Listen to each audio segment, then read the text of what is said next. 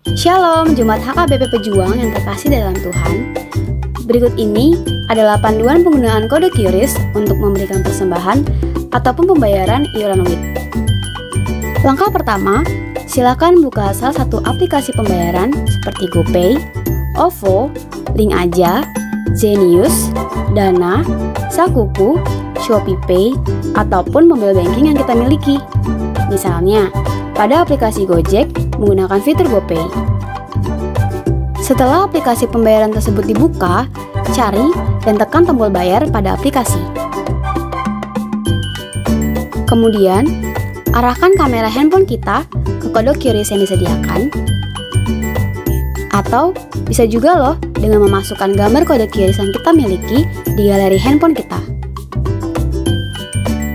Setelah itu, masukkan nominal persembahan atau pembayaran yang diinginkan. Lalu, tekan tombol konfirmasi. Setelah pembayaran berhasil, kita akan mendapatkan informasi bahwa persembahan ataupun pembayaran telah berhasil diberikan. Silakan screenshot dan kirimkan bukti transfer tadi ke Sintuawi kita masing-masing sebagai konfirmasi ke gereja kita. Wah, mudah ya? Demikian panduan memberikan persembahan ataupun pembayaran iuran menggunakan kode QRIS. Selamat memberi dengan kasih. Tuhan Yesus memberkati.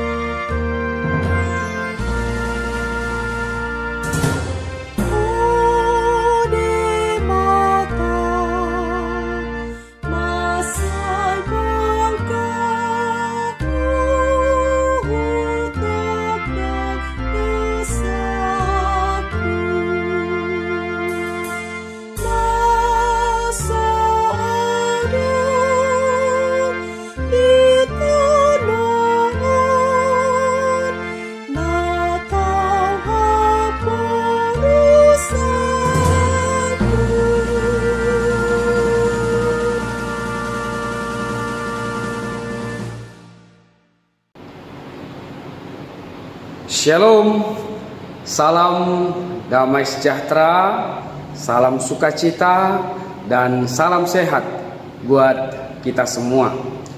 Saudara-saudara yang terkasih di dalam Kristus Yesus, hari ini Jumat 21 Mei 2021, kita kembali mendengarkan firman Tuhan untuk kita renungkan.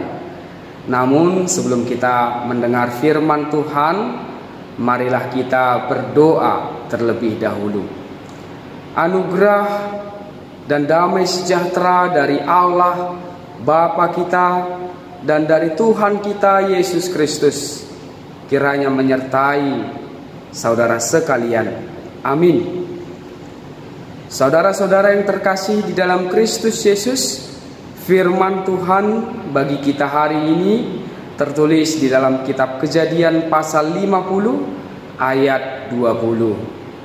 Firman Tuhan berkata, "Memang kamu telah mereka-rekakan yang jahat terhadap aku, tetapi Allah telah mereka-rekakannya untuk kebaikan, dengan maksud melakukan seperti yang terjadi sekarang ini, yakni memelihara hidup suatu bangsa yang besar." Demikian firman Tuhan. Sengsara membawa nikmat. Itulah ungkapan yang cocok untuk digambarkan tentang perjalanan kehidupan Yusuf. Dari orang yang direncanakan untuk binasa oleh para saudara-saudaranya di masa lalu, karena Allah dia direncanakan untuk hidup, dan bahkan lebih daripada itu, dia menjadi pemelihara dan penjamin kehidupan umat Tuhan di tanah Mesir, dengan menjadi orang kedua yang berpengaruh di bawah Firaun. Masa lalu yang pahit itu tentu sukar untuk dilupakan, terlebih bagi para saudara-saudaranya yang pada waktunya dan akhirnya harus berjumpa kembali dengan Yusuf. Setelah Yakub, ayah Yusuf, meninggal, maka saudara-saudaranya harus berhadapan dengan Yusuf. Tentu perasaan mereka dipenuhi dengan kecemasan, ketakutan, kewaspadaan. Jangan-jangan Yusuf akan membalas dendam kepada mereka karena Yakub sudah wafat. Sehingga para saudara-saudaranya mengutus orang dengan mengatasnamakan nama ayah mereka Yakub, supaya Yusuf menaruh belas kasihan kepada saudara-saudaranya. Mendengar dan menjawab respon para saudara-saudaranya yang masih diliputi oleh rasa ketakutan akan kejahatan mereka di masa lalu, Yusuf menangis. Yusuf menjawab dan memberikan respon dengan nats harian kita hari ini. Yusuf memandang apa yang terjadi di dalam kehidupannya di masa lalu dan di masa kini dari sudut pandang Allah. Oleh karena itu, dia tidak lagi memandang masa lalu sebagai penghalang untuk menjalin hubungan yang baru dengan saudara-saudaranya, karena dia percaya, karena dia yakin bahwa rencana Tuhan tetap akan mendatangkan kebaikan baginya, meskipun dia harus menghadapi situasi duka, situasi yang sulit, bahkan ketika itu datang dari saudara-saudaranya. Saudara-saudara yang terkasih di dalam Kristus Yesus, pernahkah saudara-saudara mengalami masa lalu yang sangat pahit, yang membuat saudara gagal move on sampai saat ini? Firman Tuhan mengingatkan kita pada hari ini, tetaplah setia kepada Tuhan dan yakinlah bahwa Tuhan akan merancangkan yang baik bagi setiap orang yang setia kepadanya, bahwa masa lalu tidak akan menjadi penghambat bagi kita untuk melangkahkan masa depan yang ada di tangan Tuhan. Masa depan ada di tangan Tuhan.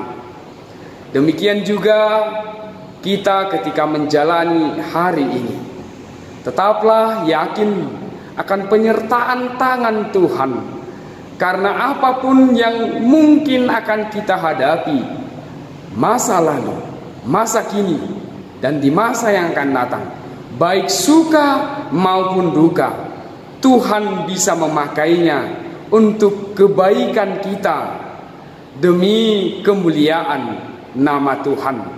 Sebagaimana Yusuf dipakai oleh Tuhan menjadi berkat bagi umat Tuhan, demikian jugalah Tuhan bisa memakai kita.